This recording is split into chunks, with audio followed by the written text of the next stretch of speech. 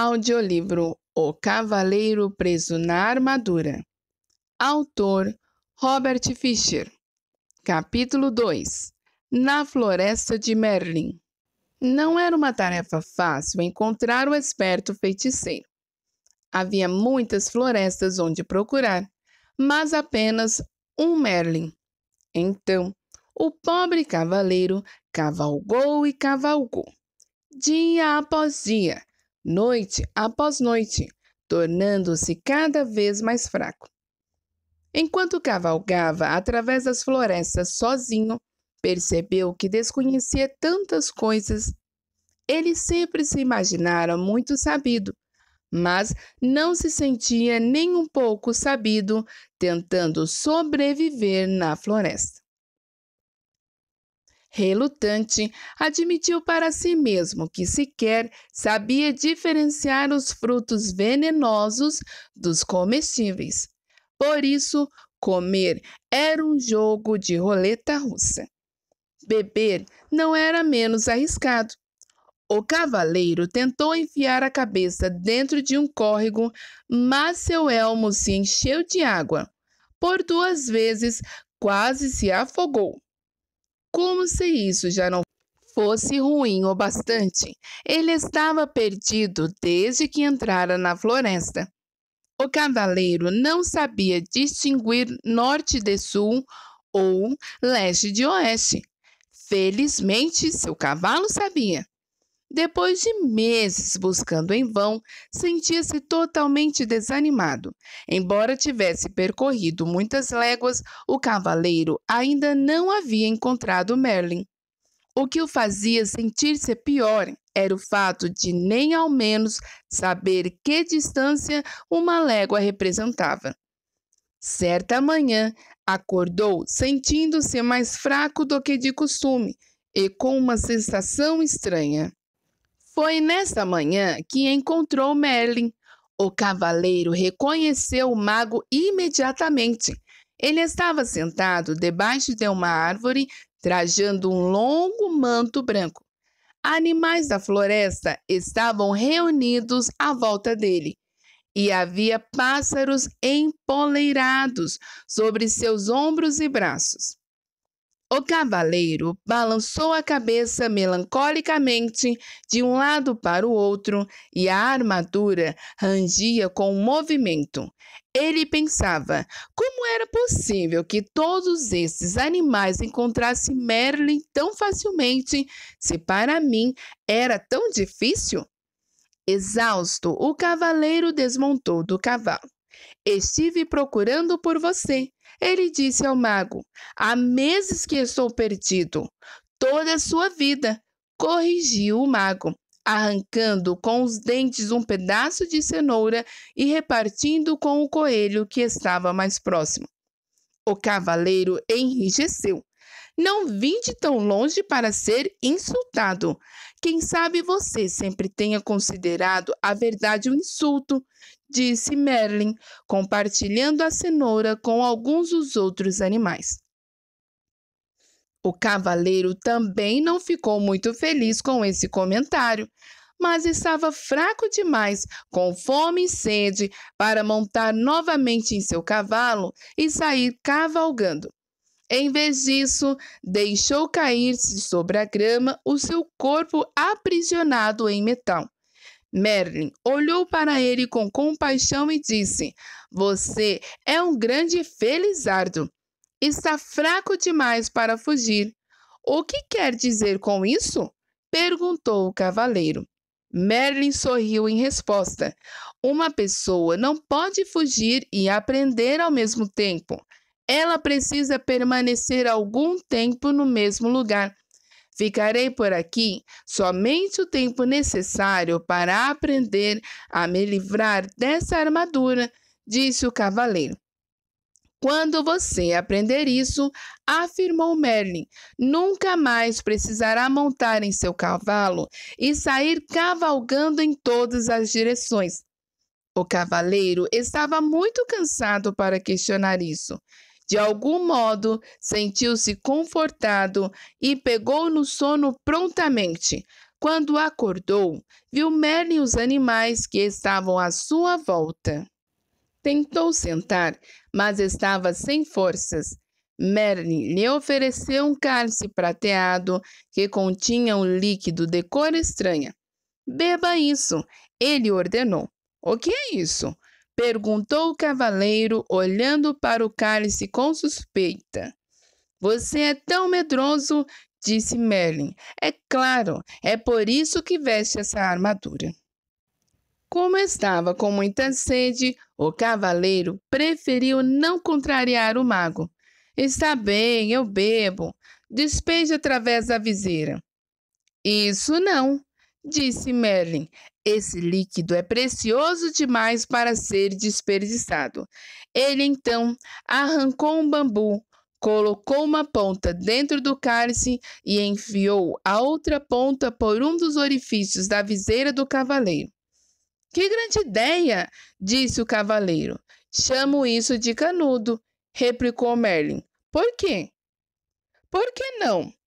O cavaleiro encolheu os ombros e sorveu a bebida com canudo.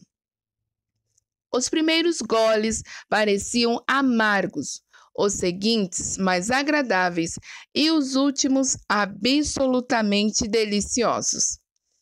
Agradecido, o cavaleiro devolveu o cálice a Merlin. Você deveria colocar esse produto à venda. Poderia vender jarros dele.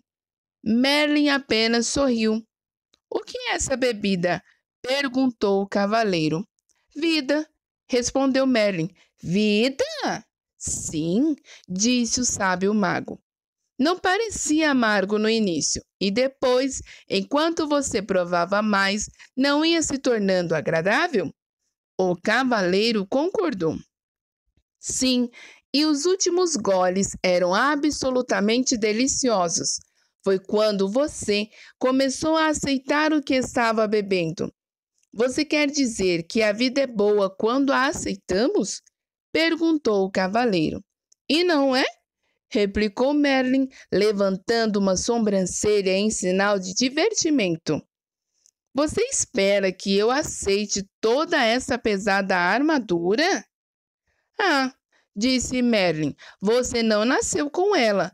Foi você quem a vestiu. Será que alguma vez já se perguntou por quê? Por que não? Retorquiu o cavaleiro irritado. Nessa altura, sua cabeça começava a doer. Ele não estava acostumado a pensar dessa maneira.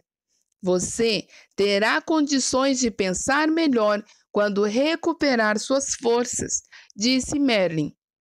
Com isso, o mago bateu as mãos e os esquilos, carregando nozes em suas pequenas bocas, enfileiraram-se diante do cavaleiro, um de cada vez. Os esquilos subiam até o ombro dele e, após quebrarem e mascarem as nozes, enfiaram os pedaços pela viseira do cavaleiro. Os coelhos fizeram a mesma coisa com cenouras, e o veado esmagou raízes e frutos para o cavaleiro comer. Claro que esse método de alimentação nunca seria aprovado pelo Departamento de Saúde de nenhum reino. O que mais? Porém, um cavaleiro preso em sua armadura e no meio da floresta poderia fazer? Os animais alimentavam o cavaleiro regularmente e Merlin lhe dava largas taças de vida para beber através do canudo. Lentamente, o cavaleiro foi imperando as forças e sua esperança começou a ser renovada. Todos os dias, ele fazia a mesma pergunta a Merlin: quando vou sair dessa armadura? Todos os dias, Merlin respondia: paciência, faz muito tempo que você a usa. Não dá para se livrar dela da noite para o dia. Certa noite, os animais e o cavaleiro ouviam o mago tocar o seu alaúde, os últimos sucessos dos trovadores. Após aguardar que Merlin terminasse de tocar, ouça essa dos tempos de antigamente, quando os cavaleiros eram corajosos e as donzelas insensíveis, o cavaleiro fez uma pergunta que há muito tempo latejava em sua mente. Você foi realmente o mestre do rei Arthur? A face do mago se iluminou. Sim, fui o professor de Arthur, ele disse. Mas como é possível você ainda estar vivo? Arthur viveu séculos atrás, exclamou o cavaleiro. Quando se está conectado à fonte, passado, presente e futuro são tudo a mesma coisa, replicou Merlin. O que é a fonte? Perguntou o cavaleiro. É o poder misterioso e invisível do qual tudo se origina. Não compreendo, disse o cavaleiro. Você não compreende porque tenta compreender com a mente, mas a mente é limitada. Tem uma mente muito boa, argumentou o cavaleiro. Além de muito esperta, acrescentou Merlin, ela o aprisionou nessa armadura toda. O cavaleiro não pôde refutar isso. Então se lembrou de algo que Merlin lhe dissera assim que chegou. Você uma vez me disse que eu coloquei essa armadura porque tinha medo. E não é verdade? Replicou Merlin. Não, eu a vesti para me proteger quando ia para a batalha. E você tinha medo de que fosse gravemente ferido ou morto, acrescentou Merlin. Não é do que todo mundo tem medo? Merlin balançou a cabeça. Quem foi que disse que você tinha de ir batalhar? Eu tinha de provar que era um cavaleiro bondoso, gentil e amoroso. Se você era realmente bondoso, gentil e amoroso, por que precisava provar isso? Merlin perguntou. O cavaleiro fugiu de pensar sobre isso. Na sua maneira usual de fugir das coisas, entregou-se ao sono. Na manhã seguinte, ele acordou com um estranho pensamento martelando sua cabeça. Seria possível que ele não fosse bondoso, gentil e amoroso? Decidiu perguntar a Merlin. O que você acha? Merlin devolveu a pergunta. Por que sempre você responde com outra pergunta? E por que você sempre busca nos outros as respostas às suas perguntas? O cavaleiro saiu pisando o chão com força, furioso e xingando Merlin com voz abafada. Esse Merlin, ele resmungou. Algumas vezes ele realmente entra embaixo da minha armadura. Com um baque, o cavaleiro jogou seu pesado corpo sob uma árvore para refletir sobre as perguntas do mago. O que ele pensava? Será? Disse ele em voz alta para ninguém em particular, que eu não sou bondoso, gentil e amoroso? Pode ser, disse uma voz tênue. Caso contrário, por que estaria sentado na minha cauda? O quê? O cavaleiro olhou para o chão ao seu lado e percebeu um pequeno esquilo sentado ao lado dele. Isto é, ele podia ver a maior parte do corpo do esquilo. A cauda estava escondida. Oh, desculpe, disse o cavaleiro, movendo rapidamente a perna para que o esquilo pudesse reaver a cauda. Espero não ter machucado. Não consegui enxergar muito bem com essa viseira à minha frente. Não tenho dúvida disso, replicou o esquilo, sem qualquer ressentimento na voz. É por isso que você tem de ficar pedindo desculpa às pessoas depois de machucá-las. O que me irrita mais que um mago atrevido é um esquilo atrevido, resmungou o cavaleiro. Eu não tenho de ficar aqui e falar com você.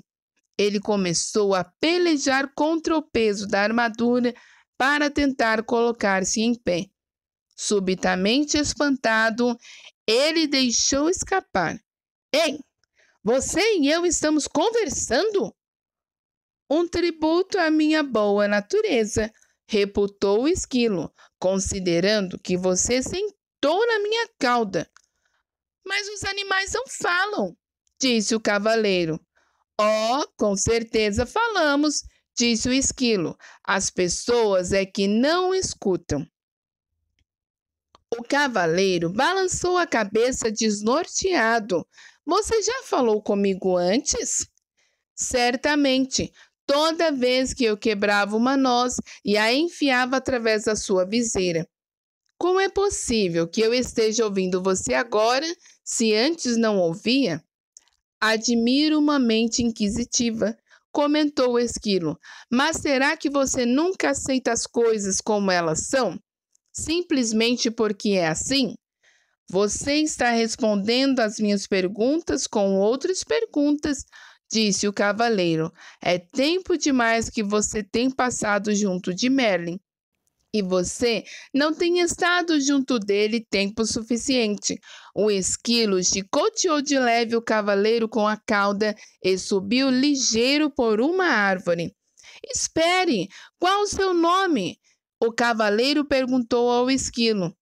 Esquilo, ele respondeu muito simplesmente e desapareceu em meio aos galhos mais altos. Surpreso, o cavaleiro balançou a cabeça. Será que tudo não passara de imaginação? Nesse momento, ele viu Merlin se aproximando. Merlin, tenho de ir embora daqui. Estou começando a falar com esquilos. Esplêndido! Replicou o mago. O cavaleiro parecia preocupado. O que você quer dizer com esplêndido? Apenas isso. Você está se tornando sensível o bastante para sentir as vibrações dos outros. O cavaleiro estava obviamente confuso. Então Merlin continuou a explicar. Você não falou com o esquilo em palavras, mas sentiu as vibrações dele e as transformou em palavras. Mal posso esperar o dia em que você começará a falar com as flores. Nesse dia, você as plantará sobre a minha sepultura. Preciso sair fora dessa floresta. Para onde iria? De volta até Juliette e Christopher. Eles estão sozinhos há muito tempo. Tenho de voltar e tomar conta deles. Como você pode tomar conta deles se não consegue nem tomar conta de si mesmo? Merlin perguntou. Mas sinto falta deles, lamentava-se o cavaleiro. Quero voltar para eles de qualquer maneira. E é exatamente assim que estará voltando, se você for com essa armadura, advertiu o mago. O cavaleiro olhou para Merlin com tristeza. Não quero esperar até retirar essa armadura. Quero voltar agora e ser um marido bondoso, gentil e amoroso para Juliette e um bom pai para Christopher. Merlin balançou a cabeça compreensivamente. Em seguida, disse ao cavaleiro que voltar para dar de si seria um adorável presente. Entretanto, um presente, para ser um presente, tem que ser aceito. Caso contrário, torna-se um obstáculo entre as pessoas, acrescentou o mago. Você quer dizer que eles poderiam não me querer de volta? Perguntou o cavaleiro surpreso. É claro que eles me dariam uma nova chance. Afinal de contas, sou um dos maiores cavaleiros do reino.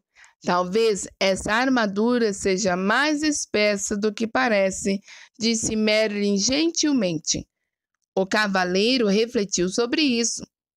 Ele lembrou as intermináveis queixas de Juliette sobre suas constantes idas às batalhas, sobre a atenção que dispensava a armadura e sobre a viseira fechada e seu hábito de abruptamente ir dormir para impedi-la de continuar falando.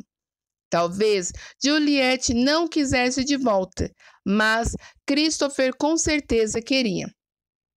Por que não manda um bilhete para Christopher perguntando o que ele acha? Sugeriu Merlin. O cavaleiro concordou que essa era uma boa ideia, mas como fazer o bilhete chegar até Christopher? Merlin apontou para o pombo empoleirado no seu ombro. Rebeca o levará. O cavaleiro ficou intrigado. Ela não sabe onde eu moro e apenas um pássaro idiota. Posso diferenciar norte e sul e leste de oeste, emendou Rebeca. O que é mais o que posso dizer de você? O cavaleiro prontamente se desculpou. Ele estava completamente abalado. Não apenas tinha falado com um pombo e um esquilo, como os tinha deixado zangados com ele, tudo no mesmo dia. Por ser um pássaro com um coração generoso, Rebeca aceitou as desculpas do cavaleiro e alçou o voo, levando no bico o bilhete que ele apressadamente escrevera para Christopher. Não arrule para pombos desconhecidos, ou você deixará o bilhete cair, o cavaleiro gritou para ela. Rebeca ignorou essa insensata observação, compreendendo que o cavaleiro tinha muito que aprender. Uma semana se passou e Rebeca ainda não havia retornado. O cavaleiro estava ficando cada vez mais ansioso, temeroso de que ele tivesse se tornado presa de um dos falcões caçadores que ele e os outros cavaleiros haviam treinado. Um tremor percorreu seu corpo ao pensar como podia ter participado de esporte tão maldoso. Quando Merlin terminou de tocar alaúde e cantar, se você tem um coração pequeno e frio, seu inverno será longo e frio. O cavaleiro expressou sua preocupação com Rebeca. Merlin tranquilizou o cavaleiro, criando um curto e alegre verso. Um pombo tão esperto e que voa tão bem não acabará cozido na panela de alguém. Subitamente, um intenso palavreado brotou de entre os animais. Como eles todos estavam olhando para o céu, Merlin e o cavalheiro olharam também. Bem acima deles, circulando em busca de um lugar para pousar, eles viram Rebeca. O cavaleiro pelejou para ficar em pé, justo quando Rebeca arremeteu até o ombro de Merlin. Tirando o bilhete de seu bico, o mago olhou de relance e disse solenemente ao cavaleiro que era da parte de Christopher. Deixe-me ver, disse o cavaleiro, pegando ansiosamente o papel. Seu queixo caiu com um rangido, enquanto ele olhava o bilhete sem acreditar no que via. Está em branco? Ele exclamou. O que significa isso? Significa, disse Merlin suavemente, que seu filho não sabe bastante a seu respeito para lhe dar uma resposta. O cavaleiro ficou ali parado um tempo, atordoado. Depois soltou um gemido e caiu lentamente ao solo. Tentou conter as lágrimas, pois cavaleiros com armaduras brilhantes simplesmente não choravam. No entanto, sua tristeza logo subjugou. Exausto e meio afogado pelas lágrimas dentro do seu elmo, o cavaleiro então adormeceu.